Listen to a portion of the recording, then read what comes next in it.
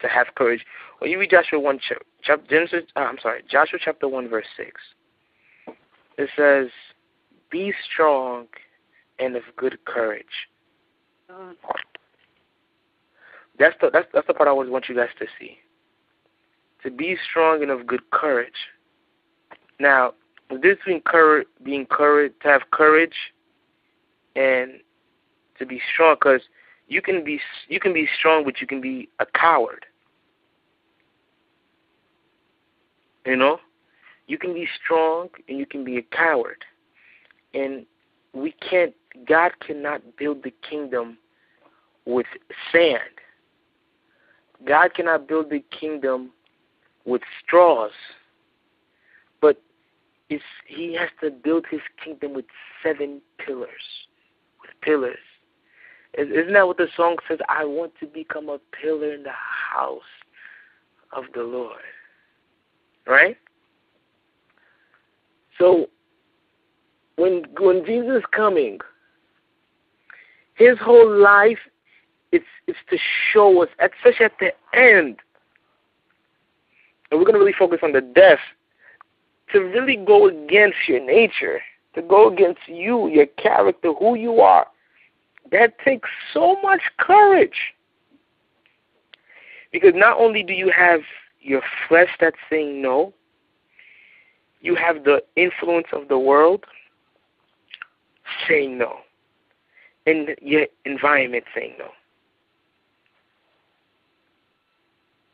So there's everything else is telling you, just be who you are.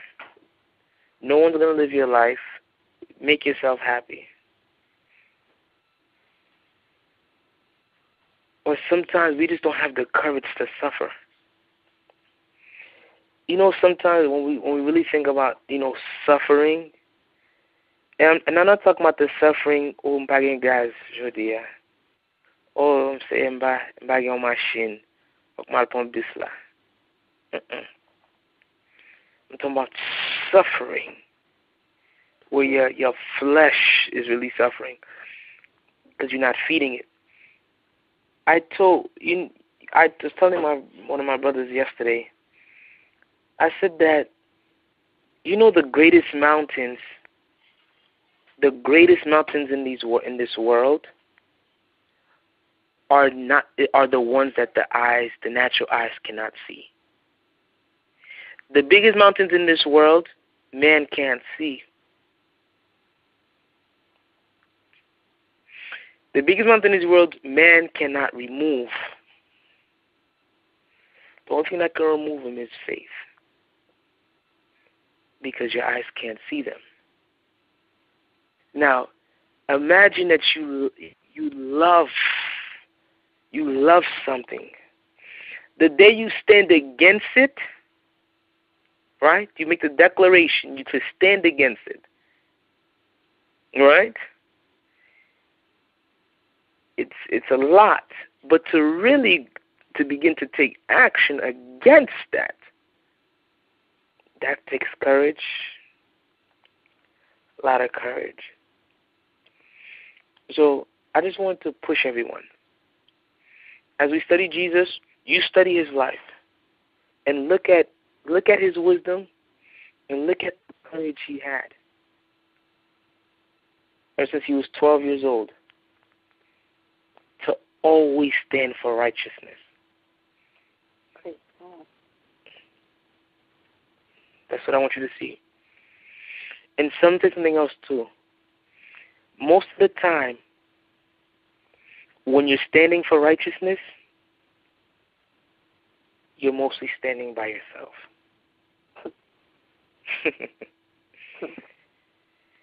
Oh, Seigneur, aidez-nous,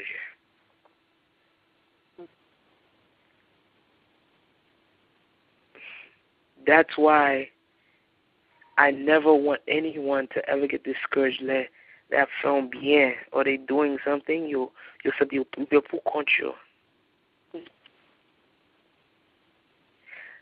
Actuellement, pas pour contre.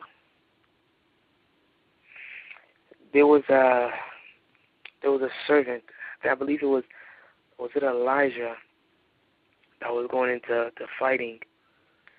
I think it's in Kings, and they was going to battle. And as they were going to battle, the army that came against them was hundreds and thousands, hundreds and thousands, hundreds and thousands. And then I was like, oh my God, how are we gonna? Oh my God, like we lost. And little prophet's like, oh my God, how are we gonna do this? Like, look, they too deep. Like, how we gonna overcome them? You know how? And then you know what happened? The prophet said, God, may you open up his eyes that he may see who surround us. Then God touched his eyes. You know what? He's seen the Bible says the multitude, the heavenly angels, the hosts, the celestial army. L'armée céleste là, surrounding him.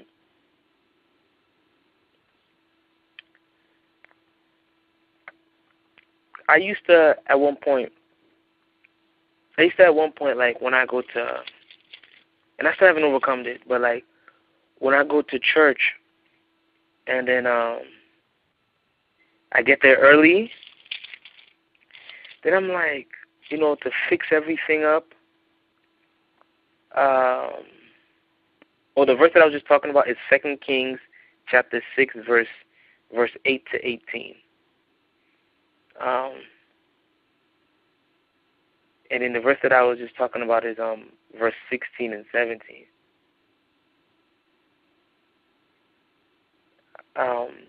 But yeah, I used to go to church, and I mean, not used to, but when I go to church, like I be the first one there. So start at like 12:30, and then I be there by myself, and I'm fixing everything. I used to get mad, like, oh my, church will start in like 5 minutes, but there's no one here. I used to get mad Sunday after Sunday. I used to like get the point of discouragement. I'm like, oh my God, you can never do anything on time. And then that's the point. And then what I started doing, I used to just start searching myself, like just start singing. And that'd be sometimes. I used to do that. I should have done that all the time. I was talking to my mom one day, and I was talking to her about that. Like, Caleb, pas découragé. She said something that encouraged me. She was like, you know, when the less people are there, that means there's more room for angels to sit around you. And I tried to smile. I was like, oh my God. You have to be a child of God. Si c'est pas bon Dieu qui veut pour dire ça, c'est Jésus. And then I started encouraging the Caleb. Là où elle m'a commencé à chercher bon Dieu. Bon Dieu là. Bon Dieu qui est là. Anges là. La suivre. Mais ou même comment c'est loué. On a fixé comment c'est chanter. You know? And then that encouraged me. Pour ne pas décourager. And even when I'm in my car driving far, everywhere with myself, you know, sometimes I get sleepy on the road. And then my mom was like, it's okay. It's okay. You know, she says, the angels are there. And you guys heard my testimonies already of angels saving me in my car, with, you know, where my car could have been my casket. That's why you can't be attached to anything natural of this world. But you must stay close to Jesus. All this I'm telling you is to really draw you to Jesus, and into showing you how, with him, he will develop and build within you the courage that you need. You may not feel as if you have it. Sometimes you may need it from someone else. You know? But at times, really encourage yourself. And then seek God with all your heart. Now, Jesus, standing by himself,